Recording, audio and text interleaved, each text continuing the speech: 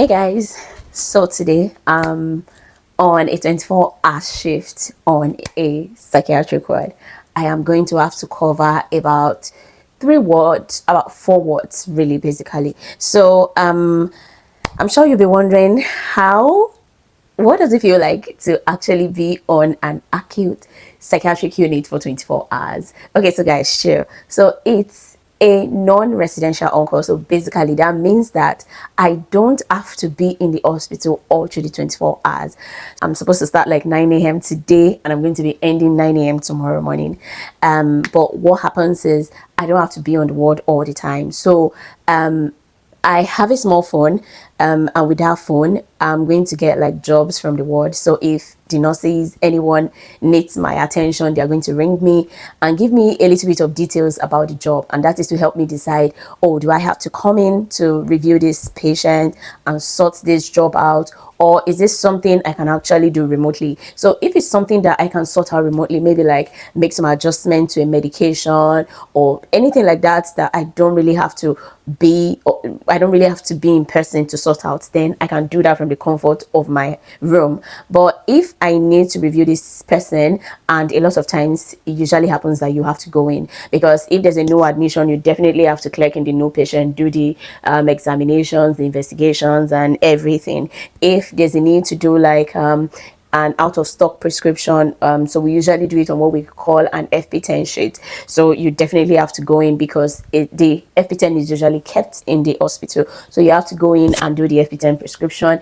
If there's any patient with any physical health concerns, you definitely have to go in to review.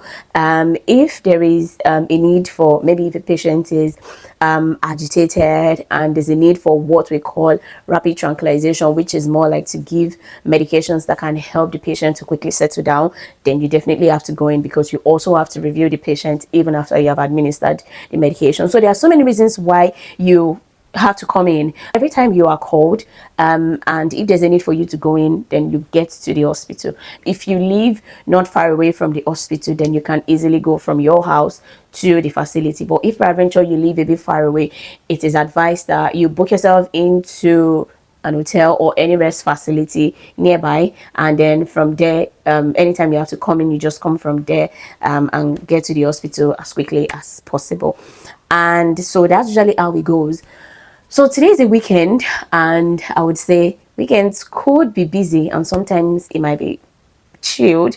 Usually the way I start my on-call is that, especially for weekend on-calls, is that first I go through my the handover note from the previous doctor, like the doctor who was on call yesterday, and that is to help me find out if there are any urgent jobs that I need to sort out, if there is any information from the previous night that this doctor feels is important for my job today, for my shift today, and wants to hand over to me. So I just do that via the handover. We have like an handover page on Teams. So yes, so that helps me to like start the day. Oh, I need to do this, I need to do that. Now, if there's really nothing serious to hand over or nothing urgent that was handed over, yeah, so I can take my time and wait until I get a call, and when I get to the hospital, I'll just sort out everything all together. So I may go in and I could be there for hours, and I may go in and be there for a short time, so I really don't know what to expect. So basically, I have just received a call about some jobs on the ward. So I'm just going to head off right now, and I hope you enjoyed the day. Of course, I have to maintain patient confidentiality, so I am not going to show you anything that could put my patient at risk, but then I will show you the few things that I do or am able to do on the ward.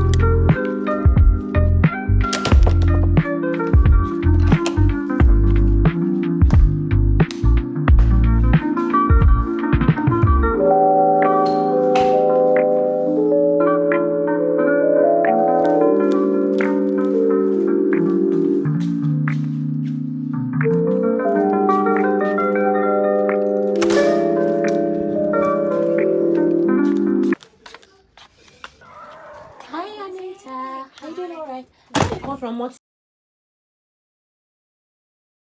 Yes. This is the.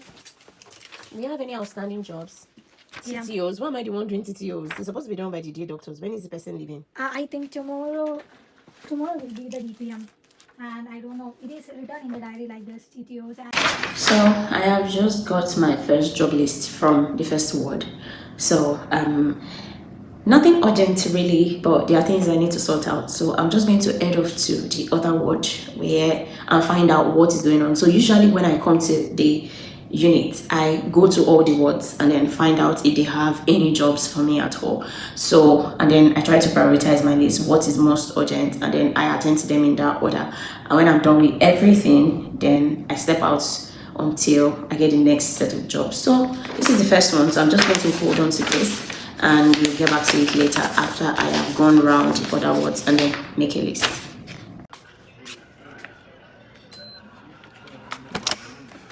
Hi, Regina. Were you the one who called? Yeah.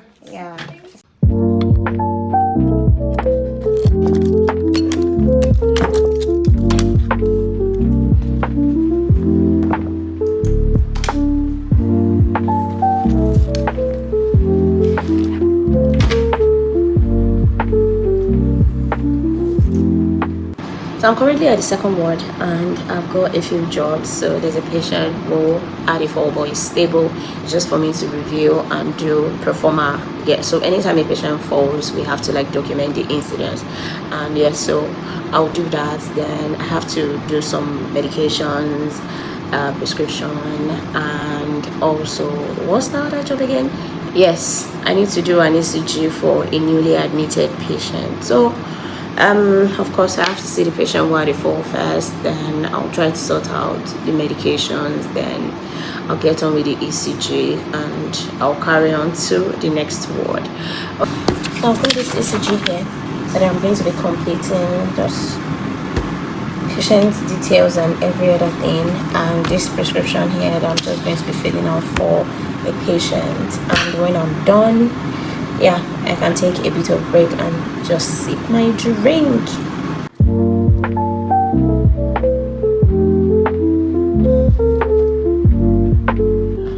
So I have just arrived on the other ward and I have just realized that one of the patients has become quite agitated and the nurses have tried oral medications to relieve the agitation, but she's refusing to take it. So have been called to actually do an IM prescription, which is usually like the next thing we do when a patient is very agitated on the ward and they're refusing oral anxiolytics. Then the next thing we want to go ahead to do is to do the intramuscular one. So I'll just get to that now.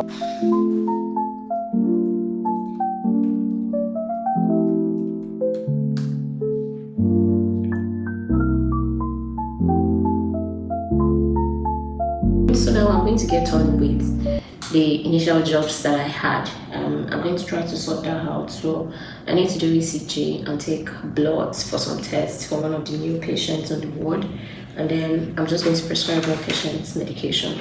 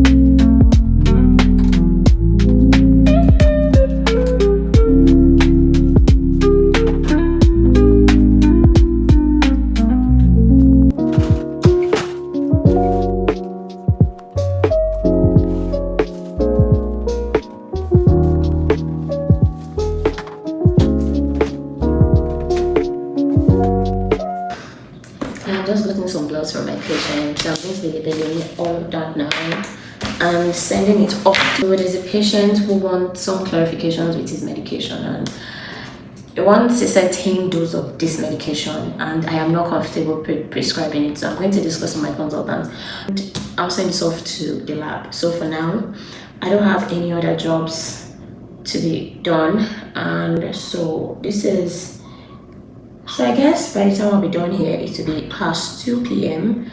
So I'll just go off the ward, have some food until I get the next call. Okay, so let's get right to it and finish all these jobs.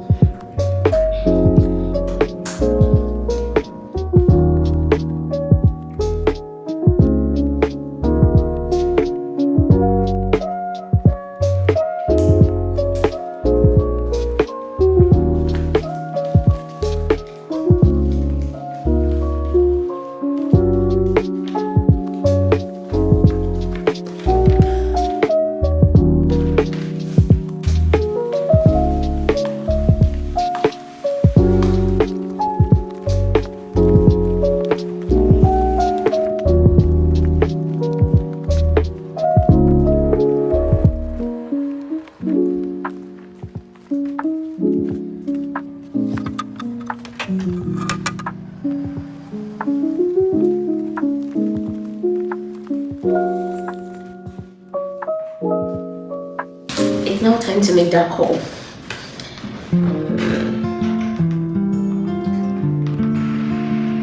Hi. Hi.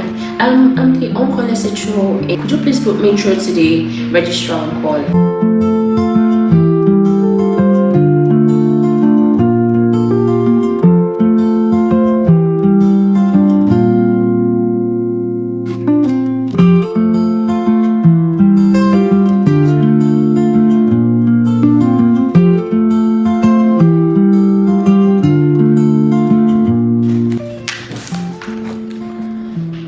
This is 3:30 and I'm still stuck here, so I'm going to be having some sandwich. Yes, not the best of food, but this is all I've got.